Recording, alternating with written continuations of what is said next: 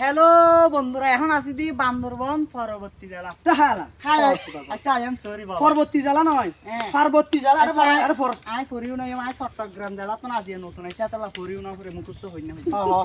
ফলত উদ্যম সিজনে জনাব বিলক কুমার বণিক, জেলা প্রশাসন বান্দরবন পরবর্তী জেলা। আবারও হয় পরবর্তী জেলা, পরবর্তী হয়। আরে রেফি এমবো বন্ধুরা মাথায় দে পর্বত পরবর্তী না পার্বত্য জেলা।